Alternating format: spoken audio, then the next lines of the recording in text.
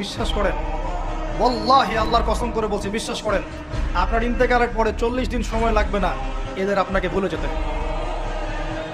ওয়াল্লাহি আল্লাহর কসম করে বলছি, এই মানুষগুলোর কেউই আপনার প্রকৃত অর্থে আপন নন।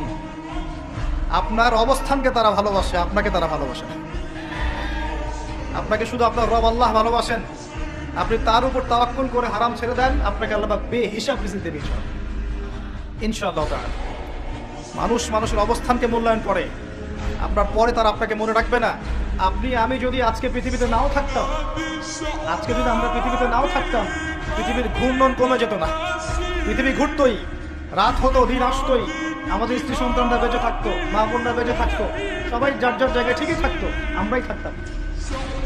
এটাই বাস্তবতা, এটাই দুনিয়ার নির্মম বাস্তবতা। তাহলে এই দুনিয়ার সংক্ষিপ্ত জীবনে কাদের কথা চিন্তা করে আপনি আল্লাহর অবাধ্যতা করছেন? কাদের কথা চিন্তা করেন?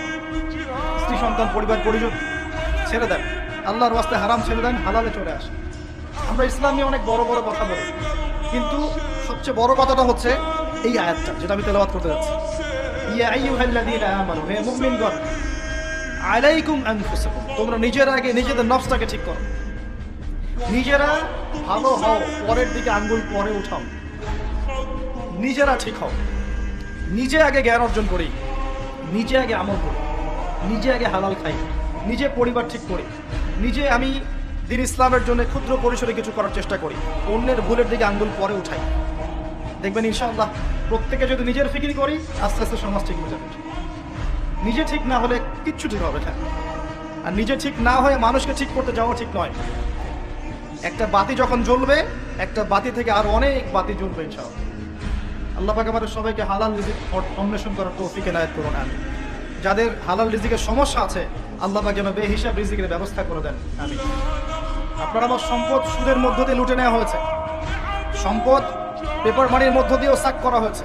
পৃথিবীর একটা অংশ দিন দিন ধনী হয়েছে, আর একটা অংশ ডে বাই ডে প্রপার্টি ডিস্ট্রিবিউশনের মধ্যে চলে গেছে। এগুলো বুঝতে আরো সময় লাগবে, আরো দিন যেতে দেন, 5 বছর 10 বছর যাক, আপনারা নিজেরাই বুঝতে পারবেন ইনশাআল্লাহ। বিষয়টা হচ্ছে যে এগুলো ভবিষ্যৎবাণী নয়, এগুলো বর্তমান।